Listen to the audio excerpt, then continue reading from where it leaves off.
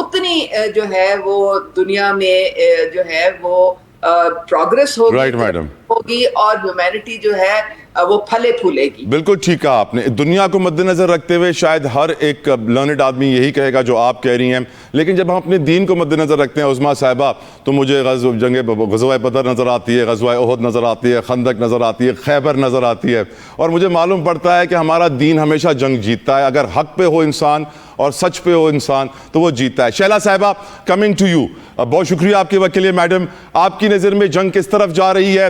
امریکہ reject کر رہا ہے ایران کے پروپوزل کو, سی آئی اے کہہ رہا ہے کہ 4 مہینوں تک ایران جو ہے وہ اسٹریٹ آف ہرمز کو بند رکھ سکتا ہے, اور ڈونلڈ ٹرمپ نے پرسوں چائنا جانا ہے جس کی وجہ سے وہ بڑا محتاط ہے. آپ کا اوپینین پوری صورتحال پہ. شیلا رضا صاحبہ. بہت شکریہ طلحہ, اور اس میں تو کوئی دو رائے نہیں ہے کہ جنگ جو ہے مسائل کا حل نہیں ہے, اور ساری دنیا میں جو جنگیں ہیں وہ امن کے لیے لڑی گئی ہیں, لیکن اس سے بھوک اور خون ہی جو ہے وہ سب کو تو ملا ہے, میتیں ملی ہیں, اور بس اللہ کرے کہ مسلمان جو ہیں وہ تو کبھی بھی جو ہے ناحق کسی پہ اوپر حملہ نہیں کرتا, اور جب اس پہ ہی جو ہے جارحیت کی جاتی ہے تو جواب دیتا ہے, جب لازمی ہو جاتا ہے کہ یہ نہ ہو کہ مزید.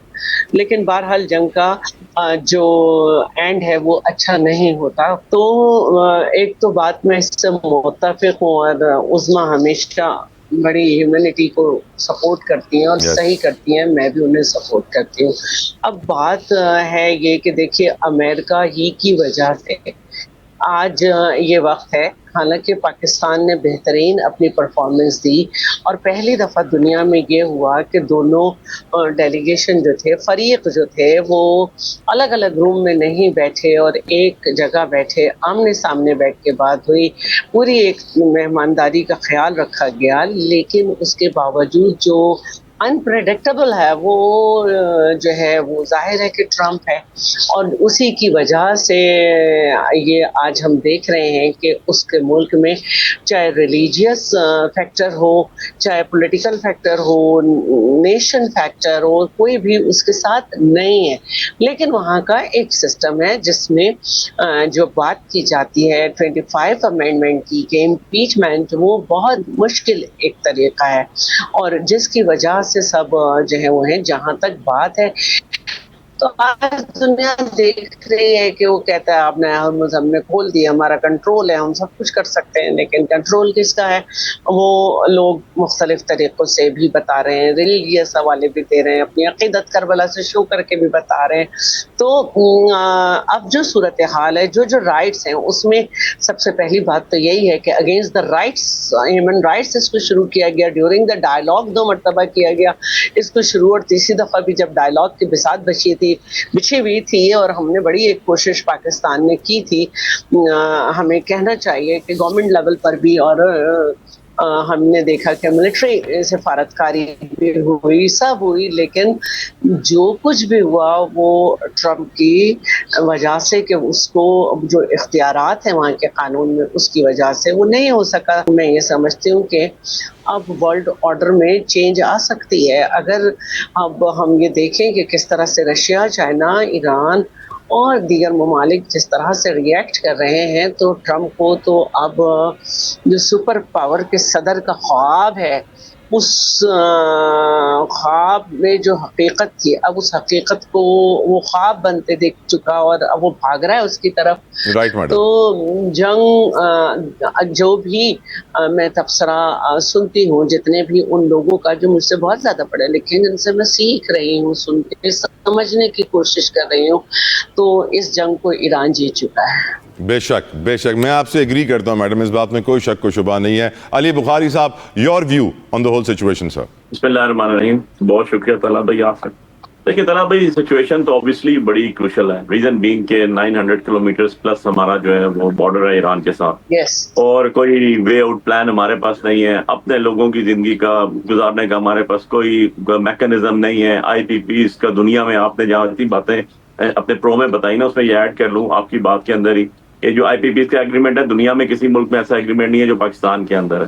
آن دا ادر سائڈ ہمارا آئل تو اگر ہم لینا چاہیں یا ہم چاہتے ہوں کہ ہم سستا لیں تو ہم تو ایران سے بائی روڈ بھی لے سکتے ہیں, شپنگ کے بغیر بھی آ سکتا ہے ساری چیزیں. مور آف اٹ آپ کا جو جہاز آج تک رکا ہی نہیں اپنا یہ ہربس کے اندر, بلکہ ایک منسٹر صاحب میرے ساتھ بیٹھے ہوئے تھے, فیڈرل منسٹر صاحب ایک پروگرام میں, تو وہ کہہ رہے تھے 40 جہاز پاکستان کا فلیگ لگا کر آئے, جن میں سے 2 ہمارے پاس آئے, 18 ہم نے اپنے دوستوں کو آگے بھیج دیے. سو پاکستان دنیا کا واحد ملک ہے جہاں لیوی سب سے زیادہ لگائی گئی. آپ کے ساتھ انڈیا میں آپ نے اتنی بڑی ان کی کرائسس کی بات کی, لیکن انہوں نے 13 روپے پیٹرول مہنگا کیا آفٹر وار سٹارٹ ہونے کے بعد. بنگلہ دیش کے اندر 18 روپے جو ہے پیٹرول مہنگا ہوا. پاکستان دنیا کا واحد ملک ہے جہاں پر دگنا ہو گیا پیٹرول, اور کوئی میکینزم نہیں ہے, کوئی پتہ نہیں ہے کہ کل آپ 1000 روپیہ کر دیں گے, 500 روپیہ کر دیں گے, کیسے چلائیں گے ملک کو, یہ تو بتا دیں نا. مانا کہ یار آپ چوری سے بیٹھ کے آ کے جیسے تیسے بھی ہے, مانگی تانگی کی سیٹیں ادھر کی ادھر, فارم 47 کے بیٹھے تو ہوئے نا 2 سالوں سے.